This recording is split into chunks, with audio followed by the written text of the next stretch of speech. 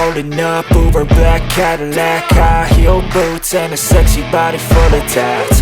Baby's bad, oh baby's hella bad. After her there ain't no coming back. Wanna take a run at that. I think she's feeling me, turn it up a few degrees. My imagination of her body gets the best of me. Oh gosh, she's such a tease, bitten lips, bruised knees. I'm addicted to her, need her touching me, cause she got a bad little waist. And we tearing down this place, off the liquor that we chase. Casamigos to the face, baby I don't need no space. Coming closer for a taste, and I'll show you how I make everything just fade away. Cause she's like sex, drugs, cocaine, body so insane. Jealous of the clothing that she wears up on that tight frame. All game, no shame, baby came here to play. I feel like an addict cause she's sex, drugs, cocaine.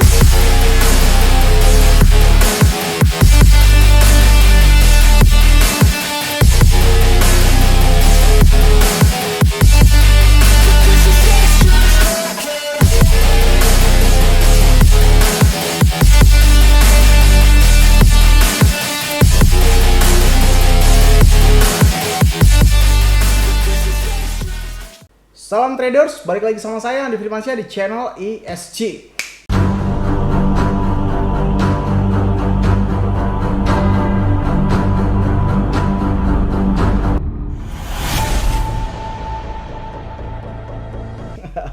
Oke, sekarang sedang ramai kantor Indodax yang ada di dalam Jakarta itu digeruduk alias didemo besar-besaran oleh para tradernya sendiri. Ada apakah gerangan? Ada apa dengan Indodax? Ada apa dengan Oscar? Dan ada apa dengan kunci koin? Oke, sebelum masuk ke dalam inti videonya, bagi kalian yang nggak mau pusing-pusing trading, tinggal tunggu signal VIP saja ya. Ini langsung saja daftar VIP group yang ada di dalam link deskripsi di bawah ini ya. Tapi ini bukan grup, ini adalah signal saja, only signal. Dan hari ini juga profit kembali ya, ini sekarang dan profit terus ya, sekitar 10,20% menggunakan leverage 3 kali, yaitu leverage yang wajar dan normal dalam menghadapi market yang nggak jelas sekarang ya, dengan mendapatkan kurang lebih $510.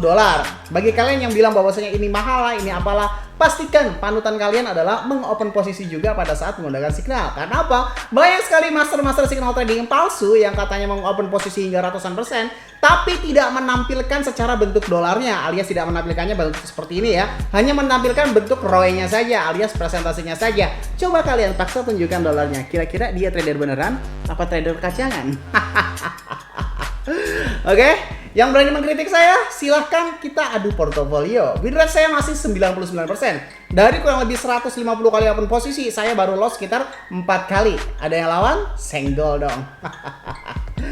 Lanjut, berita ini dilansir dari si Detik Finance ya. Ini saya sebenarnya banyak sih kalau kalian search di Google ya hari ini. Kalau kalian search di Google, kalian search dengan kata kunci keyword Indodax di demo, itu pasti langsung banyak muncul gambar-gambar dan berita-berita tentang Indodax di demo. Wah, ini ya. Bahkan ada gambar Om Oscar yang sedang ini ya, lingkar pemuda tutup Indodax yang sembarangan listing aset kripto terburuk sepanjang sejarah blockchain. Wah, ini benar-benar parah sih ya. Coba kita lihat di dalam Detik Finance. Kantor Indodax digeruduk pendemo. Ada apa?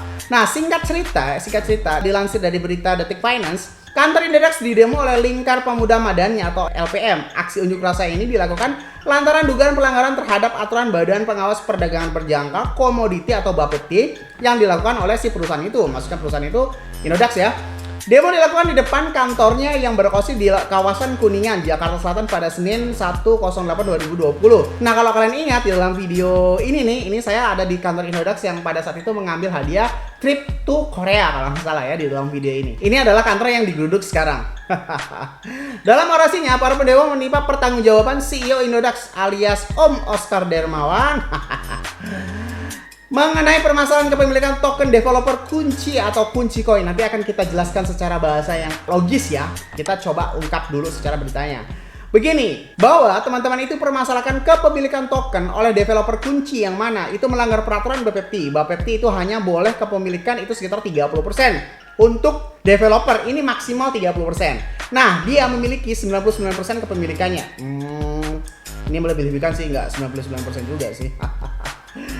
Oke, kita sekarang bertindak netral ya. Oke, netral. Nah, itu melanggar kepemilikan Bapepti, ujar koordinator LPM Ade Adriansyah dilansir melalui keterangannya Senin 01/08/2022. Berarti baru kemarin ya, karena sekarang ini baru tanggal 2. Nah, Kalau kalian masih bingung, ini kita coba lihat lanjutannya. Tidak hanya itu, menambahkan masyarakat sangat dirugikan karena hal tersebut. Tindakan perusahaan platform jual beli digital aset itu dianggap membohongi publik. Di sini kita meminta Indodax agar segera mendelisting daripada token kunci itu. Kedua, kita mendesak BPPT dan Kementerian Perdagangan untuk menegur Pak Oscar itu agar jangan sembarangan hanya gara-gara persoalan bisnis kemudian menabrak aturan mainnya, tutur Ade.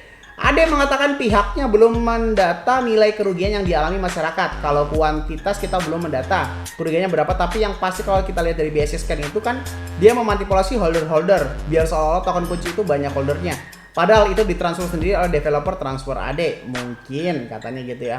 Artinya gini, dia yang mentransfer, dia juga yang seolah-olah menambah holdernya. Holder itu pemegang kuncinya, padahal di blockchain itu kan terbuka banget ya, publik bisa melihat. Nah itu kalau di tracking BSC scan-nya itu kelihatan seperti ada di statement kita itu, tandasnya seperti itu. Oke, kita lihat keadaan si token tersebut atau kunci tersebut. Kita cek harganya. Kunci, nah ini ya kunci IDR. Harganya sekarang kurang lebih sekitar Rp1.300 dengan menggunakan time frame 15 menit. Coba kita lihat time frame menggunakan time frame 3 hari. Apa yang terjadi? Oh, turun parah bro, turun parah ini. Bahaya ini, bahaya. Dia di listing sekitar 2 Maret 2022. Inilah salah satu alasan kenapa saya udah nggak main di Indodax lagi bro. Karena apa ya, main spot trading itu benar-benar banyak manipulasinya. Walaupun katanya terdesentralisasi, benar-benar terbuka di blockchain, ya seperti ini, terbuka aja masih banyak yang bermain.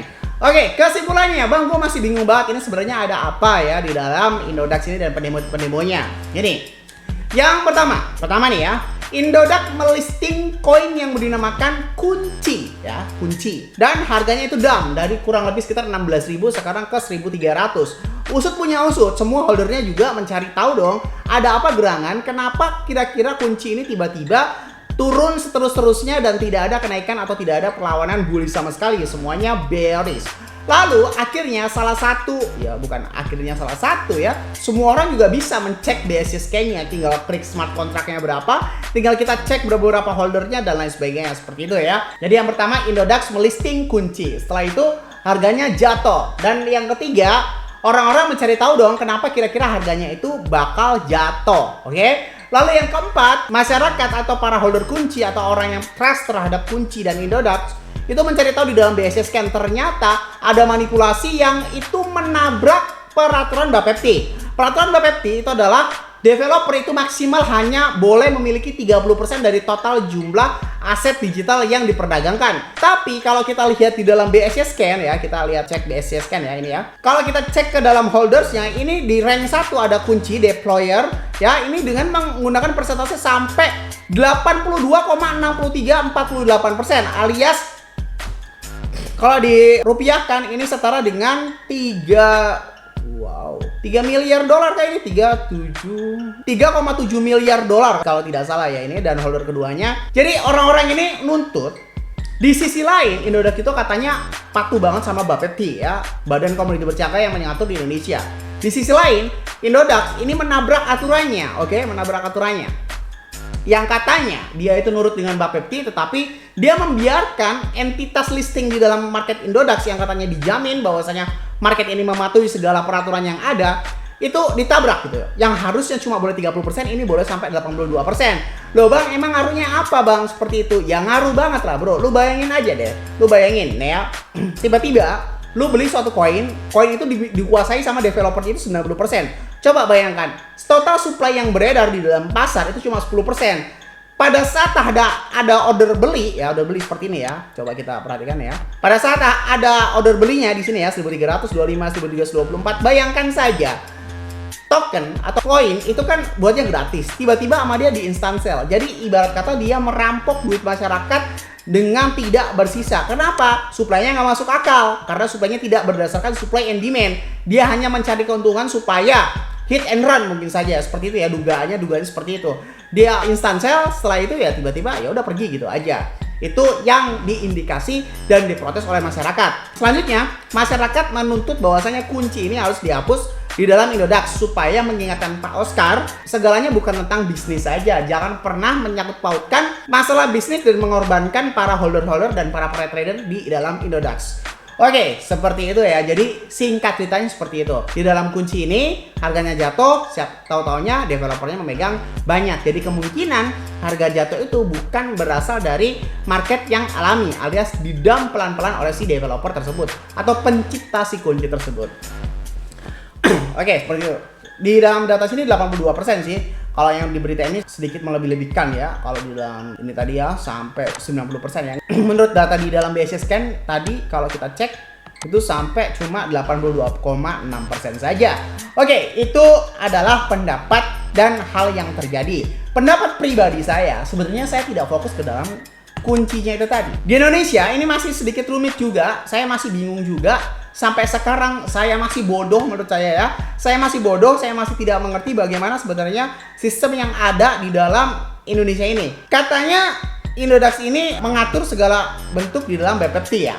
Katanya, tapi ada beberapa koin juga yang tidak berlisensi di Bapepti yang dimana itu dituntut untuk patuh tapi nggak patuh-patuh sampai sekarang. Contohnya adalah kunci koin ASIC token yang katanya salah satu foundernya adalah Anang ya, Anang Hermansyah, artis. Ada Marblex, ada Ocean Protocol, ada Orbit Chain, ada Orchid, ada Pando dan lain-lain. Sebenarnya saya nggak terlalu fokus sama ininya ya. Tahu nggak sih kalian? Bitcoin itu tidak terdaftar di Bapepti. Tahu nggak kalian? Bitcoin itu siapa yang daftarin? Nggak ada bro, nggak ada. Ibarat kata Bitcoin itu udah ada sebelum Bapepti ada. Jadi Bitcoin itu seolah-olah masuk otomatis saja. Jadi menurut saya peraturan-peraturan seperti ini sedikit ngeblunder ya. Di sisi lain itu semuanya disuruh patuh terhadap Bapepti. Tapi Bapepti juga tidak memberikan sebuah kejelasan peraturan A sampai Z yang seperti apa sih. Yang boleh batas dilanggarnya sampai mana, yang nggak boleh sampai mana, seperti apa. Kan bingung gitu. Salah satu contohnya, saya nggak mau nyebut tokennya ya. Ada salah satu token yang disindir pada saat itu hampir ditangkap oleh Bapepti. Hampir ditangkap oleh Bapepti ya. Koin itu koin besar, punya nama besar. Tiba-tiba koin itu listing di dalam Indodax. Akhirnya Bapepti nggak jadi nangkap. Karena apa? Koin itu berdalih kita sudah listing di dalam market Bapepti. Akhirnya nggak jadi.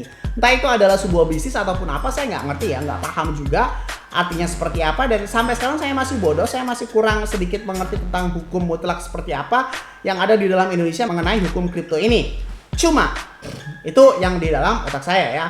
Cuma sekali lagi, sebelumnya saya mohon maaf, mungkin agak sedikit sarkas habis ini ya. Mohon maaf sekali lagi juga, oke? Sekali lagi saya mohon maaf. Ini adalah ungkapan pribadi saya. Logikanya bro, logikanya nih. Mau seketat apapun aturan itu, mau semutlak apapun aturan itu, sampai seperti kasus Jasara Harja, kasus investasi-investasi bodong lainnya yang katanya berlogo OJK dan Bapepti, kita nggak bisa nyalain Bapepti ataupun OJK-nya. Menurut saya seperti itu. Di dalam pribadi logika saya, ya, logika saya ini 80% itu kesalahan terletak kepada diri kalian yang kurang membekali pengetahuan tentang hal-hal seperti ini. Kalian terlalu terburu-buru masuk terhadap FOMO, kalian terlalu terburu-buru masuk ke dalam tren yang tidak begitu jelas arahnya kemana. Pada saat ada hal-hal sesuatu yang terindikasi adalah aneh-aneh, kalian tidak langsung out. Jadi salahnya siapa? Bang, maksud lo gimana? Gue nggak ngerti. Gini, lo masuk ke dalam satu project, tiba-tiba project itu ada kejanggalan. Misalkan ditransfer BSC, tapi kan ditransfer BSC itu didam duluan baru ditransfer. Nggak gitu konsepnya bro. Holder dengan total jumlah lebih dari 30%, ya itu udah nggak logis lah men. Dan lo paksain masuk ke dalam poin itu salah siapa? Ini gue nggak bicara entitasnya ya, gue nggak bicara entitasnya. Gue bodo amat lah mau market kunci, mau market apa, gue nggak tahu ya. Secara logika, lu masuk invest jangka panjang dengan total holder lebih dari 30% di dalam BSC-nya. Entah itu BSC, entah itu Etherscan, entah itu Omni, bodo amat. Dan lu tetap masuk investasi lebih dari 100 juta. Yang pinter siapa? Dan yang bego siapa coy? Yang pinter developernya, yang bego itu lu. Gitu aja. Lah kok tiba-tiba nyalain gue? Ya iyalah. Tentang kemampuan Anda yang belum cukup tetapi berani melakukan investasi sebesar itu, lalu Anda menyalahkan sebuah entitas tertentu, itu menurut saya bukan orangnya atau bukan institusinya yang bodoh, tetapi Anda sendiri yang bodoh. Sebelum masuk terhadap satu entitas, harusnya Anda itu belajar terlebih dahulu bagaimana sebuah sistemnya, bagaimana cara mencek ketidakadilannya, bagaimana cara mencek normalisasinya seperti apa, hal-hal yang masih logis atau tidak. Kalian selalu beriming-iming, berandai-andai, hold sampai sultan. When Lambo, begitu aja terus. tanpa memperhatikan logika-logika yang terjadi. Logika yang pertama, kalau holder sudah di atas lebih dari 30% yang dipegang oleh developer atau sang pencipta sendiri, tinggalkan. Kedua, ketika proyek tersebut sudah terindikasi Ponzi, tinggalkan. Ketiga, ketika entitas tersebut terindikasi memberikan iming-iming profit, jaminan profit tanpa loss, ibaratnya kata kayak staking, kayak add cash yang kemana itu tinggalkan. Banyak orang yang teriming-iming hanya gara-gara sesuatu hal yang nggak jelas. Udah tahu itu Ponzi, udah tahu itu multi level marketing yang tidak jelas, udah tahu itu manipulasi. Kenapa lu masih pertahanin dan kenapa lu harus mencari pembelaan? Teriak sini, teriak sana, nggak mungkin bro. Bapepti OJK ini hanya memberikan suatu kebijakan yang dimana aturan ABC sampai Z. Kita sebagai pemilih itu lebih luas lagi konsepnya. Kita sebagai orang yang memilih mau market mana, mau koin apa, Bitcoin, Ethereum, BNB atau dan sebagainya, itu kita yang milih. Jadi saran saya bagi kalian semuanya ya, gunakan logika kalian. Jangan sampai terpancing oleh apapun itu, entitas apapun itu, dengan mengiming-imingkan sesuatu yang menurut saya tidak logis gitu ya. Oke? Semoga bermanfaat video kali ini yang saya sampaikan. Jangan lupa klik like, comment, subscribe. Logikanya kalau kalian nggak subscribe, ngapain saya buat video lagi? Dan share ke teman kalian. Biar teman kalian tahu apa yang kalian tahu juga. Biar gak kejadian seperti ini lagi. Oke? Saya Andi Firmansyah. Use your logic dan salam traders.